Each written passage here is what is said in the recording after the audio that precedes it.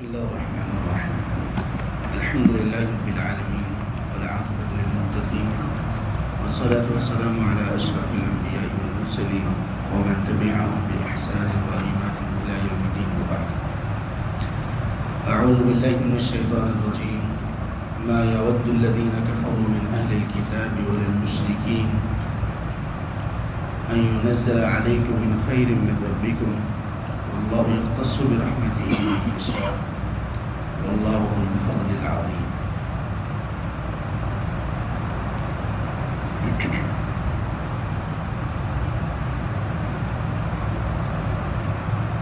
اہل کتاب میں سے جن لوگوں نے کفر کیا وہ پسند نہیں کرتے اور نہ ہی مشرکین یہ پسند کرتے ہیں کہ تم پر تمہارے رب کی طرف سے کوئی بھی خیر نازل کی جائے.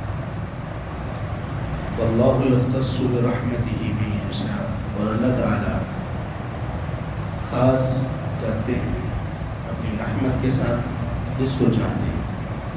واللہ ذو الفضل العظیم، اور اللہ تبارک و تعالیٰ بہت بڑے فضل والے ہیں. اس آیت میں اللہ تبارک و تعالیٰ یہودیوں کے حسد کے متعلق بتا رہے ہیں اور مشرکین کا حسد جو کہ ان کو مسلمانوں سے تھا. یہودی یہ سمجھتے تھے اور یہ مانتے تھے، آپس میں یہ بات ان کے یہاں طے تھی کہ اللہ کے رسول صلی اللہ علیہ وسلم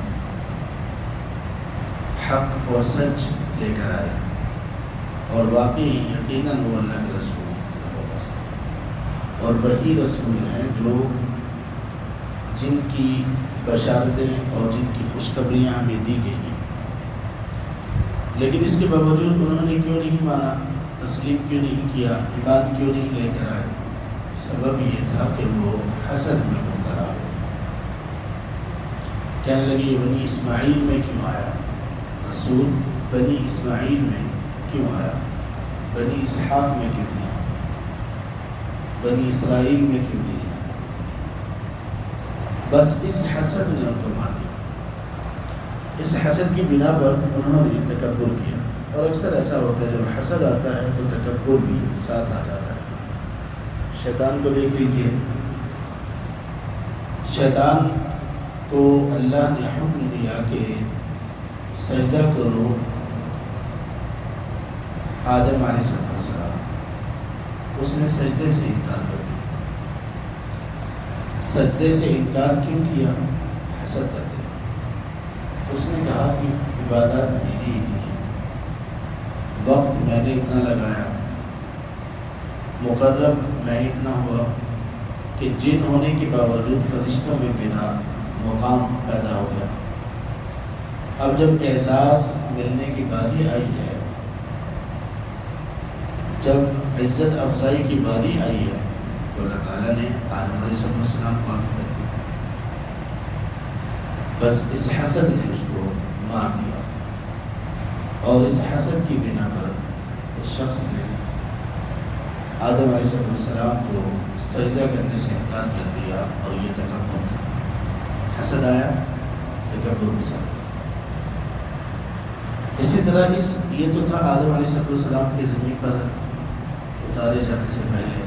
زمین پر اتارے جانے کے بعد سب سے پہلا گناہ جو سرزد ہوا، قابیل نے حابیل کو قتل کیا، اس کے پیچھے بھی حسد ہی تھا.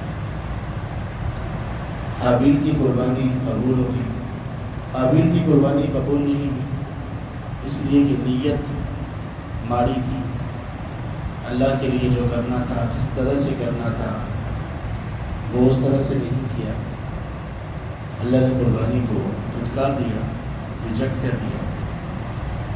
تو چونکہ حابیل کی قربانی وہ قبول ہو گئی تھی، اس نے اس حسد میں کہ میری قربانی قبول نہیں ہوئی، حابیل کی قربانی قبول ہو گئی، قتل کر دیا. سبحان اللہ. تو یہ حسد اس طرح کے بڑے گل کھلاتا ہے.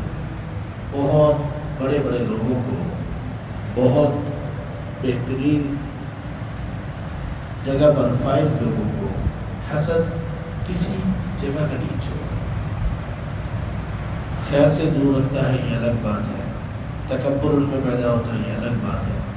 پھر حسد ایک ایسی آگ ہے جس میں بندہ خود ہی چلتا رہتا ہے، بندہ ایسے ہی اڑتا رہتا ہے اندر سے، اس کو جلن ہوتی رہتی ہے، فلاں شخص کو اتنی عزت کیوں ملی، فلاں کو اتنا مرتبہ کیوں ملا، اور پھر اس میں آ کر وہ سازشیں کرتا ہے، حق کو جھٹلاتا ہے جو کہ تکبر ہے، بد اخلاقی، بد تہذیبی، غیبت، چغلی، جاسوسی، یہ ساری باتیں اس میں آنا شروع ہو جاتی ہیں۔ حسد ایسی بدترین چیز ہے، اور نبی صلی اللہ علیہ وسلم نے یہاں تک تعلیمات ہمیں دی کہ حسد سے بچنے کے لیے ہمیں پوری کوشش کرنی چاہیے، اس لیے کہ حسد کا ایک اثر ہے، جس طرح نظر کا ایک اثر ہے نا، نظر کسی بندے کو کھا جاتی ہے، اسی طرح سے حسد بھی کچھ لوگوں کو کھا جاتا ہے، اس کا بھی ایک بدترین اثر ہوتا ہے۔ تو ایک حدیث میں ہے، کچھ اس میں کلام ہے، کمزوری ہے، لیکن بات وہ ٹھیک ہے۔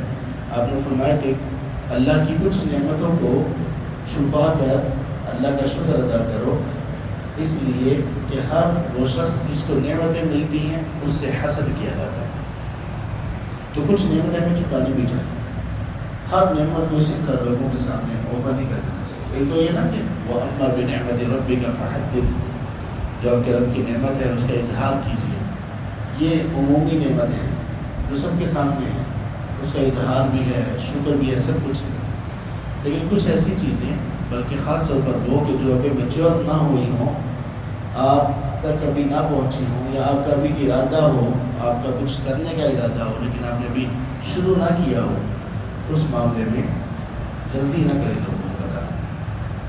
اس طرح لوگ آج کل یہ کرتے ہیں، فیس بک وغیرہ پر اپنے بچوں کی تصاویر لگا دیتے ہیں، تو یہ بھی ان کو نظر بد لگانے اور حسد کا شکار کرنے میں ایک قدم ہے اس طرف، یہ نہیں کرنا چاہیے۔ اب ان لوگوں کو دشمنی کیا تھی نبی صلی اللہ علیہ وسلم سے؟ مسئلہ کیا تھا؟ مسئلہ یہ تھا کہ یہ رسول کیوں بن گئے، ان کو یہ اعزاز کیوں مل گیا؟ تو وہ یہ پسند نہیں کرتے تھے کہ آسمانوں سے کوئی وحی نازل ہو نبی صلی اللہ علیہ وسلم پر، اور اس وحی کے ذریعے سے خیر ملے مسلمانوں کو۔ نہ ہی اہل کتاب یہ پسند کرتے تھے، بنی اسرائیل یا نصرانی بھی، اور نہ ہی مشرکین یہ پسند کرتے تھے۔ اچھا، یہاں اللہ تعالیٰ نے آسمانوں سے نازل کردہ چیز یعنی وحی اور تعلیمات کو خیر کہا، اور رب کی طرف سے خیر، اصل خیر یہ ہے، جو بندہ اس خیر سے محروم کر دیا گیا وہ ہر خیر سے محروم، یعنی جو بندہ آسمانوں سے نازل شدہ علم سے محروم کر دیا گیا وہ خیر سے محروم کر دیا گیا۔ وَاللَّهُ يَخْتَصُّ بِرَحْمَتِهِ مَن يَشَاءُ، اور اللہ اپنی رحمت کے ساتھ جس کو چاہتے ہیں خاص کرتے ہیں۔ یہاں وحی کو رحمت کہا گیا ہے، خیر بھی کہا گیا اور رحمت بھی، یہاں بلکہ رحمت سے مراد ہے نبوت، اللہ جس کو چاہتے ہیں نبوت کے ساتھ خاص کر لیتے ہیں۔ اللہ تعالیٰ نے رسول صلی اللہ علیہ وسلم کو نبوت کے ساتھ خاص کیا، تو یہ اللہ کی مرضی ہے۔ واللہ ذو الفضل العظیم، اور اللہ تبارک و تعالیٰ بہت بڑے فضل والے ہیں۔ اس کے برعکس مومن کا رویہ کیا ہوتا ہے؟ کیا مومن کسی سے حسد کرتا ہے؟ کیا مومن کسی سے جلن اور اس کی کسی نعمت کو دیکھ کر کیا وہ تنگی محسوس کرتا ہے؟ نہیں، ایسا نہیں۔ مومن آدمی ہمیشہ دل بڑا رکھتا ہے، اس کا دل فراخ ہوتا ہے۔ مومن آدمی دعا دیتا ہے، دل سے بھی زبان سے بھی۔ مومن آدمی دوسروں کی خوشی میں شریک ہو کر ان کی حوصلہ افزائی بھی کرتا ہے۔ مومن کبھی حسد کا شکار نہیں رہتا۔ جس دل میں ایمان ہو اس دل میں حسد کا آنا یہ ایمان کے منافی ہے۔ کیسے آ سکتا ہے اس میں حسد؟ جس بندے کا اللہ پر یقین ہو، جس بندے کا ایمان یہ ہو کہ وَتُعِزُّ مَن تَشَاءُ وَتُذِلُّ مَن تَشَاءُ، کہ اللہ کے ہاتھ میں عزت بھی ہے، ذلت بھی ہے، پھر یہ کیسے ہو سکتا ہے کہ اس ایمان کے بعد کوئی شخص کسی کو ملنے والی عزت اور نعمت کو برداشت نہ کر سکے؟ منافی ہوگا. تو حسد ایمان کے منافی ہے. مومن کیسے حسد کر سکتا ہے؟ منافق حسد کر سکتا ہے، کافر حسد کر سکتا ہے. یہود و نصارہ مشرکین یہ حسد کرتے تھے اور آج تک کرتے ہیں. مومن کیسے حسد کر سکتا ہے؟ اسی طرح گھروں میں لڑائیاں جھگڑے آپس میں بھائیوں کے، ایک گھر میں رہنے والے لوگوں کے، ان جھگڑوں میں ایک بہت بڑا بنیادی سبب حسد ہوتا ہے. ایک بھائی کے ہاں اولاد ہے، دوسرے کے ہاں اولاد نہیں ہے. ایک کو بیٹے ملے، دوسرے کو بیٹے نہیں ملے. ایک کا کاروبار اچھا ہے، دوسرے کا کاروبار نہیں اچھا. میں نے خود اپنی آنکھوں سے بہت سارے گھرانوں کو صرف اس وجہ سے برباد ہوتے ہوئے دیکھا. اچھے خوشحال گھرانوں کو، آپس میں بھائیوں کو جو ایک ماں کی اولاد ہے، ایک دوسرے کے قتل تک جاتے ہوئے دیکھا. صرف حسد کی بنا، صرف حسد. اسی طرح کتنے لوگوں کو جو دین کا کام کرنے والے ہیں، انہوں نے صرف حسد کی بنیاد پر اپنے دینی بھائیوں کے ساتھ بہت زیادہ خوش ہو گئے اور دین کے کام میں رکاوٹیں ڈالنا شروع کر. تو حسد بڑے بڑے گل کھلاتا ہے، بڑے بڑے گل کھلاتا ہے. اللہ تبارک و تعالیٰ ہمیں اس بدترین خصلت سے دور رکھے اور اللہ ہمارے دلوں میں ایمان کو مضبوط کر دے اور اللہ ہم پر رحم فرمائے اور اللہ ہماری عاقبت، ہماری آخرت اور ہمارا خاتمہ وہ بہترین ایمان کی حالت میں کریں اور اللہ ہم سے راضی ہو جائیں. ایسی رضا دے جس کے بعد اللہ تعالیٰ کی ناراضگی کا کوئی خدشہ باقی نہ رہے. آمین یا رب العالمین. سبحانک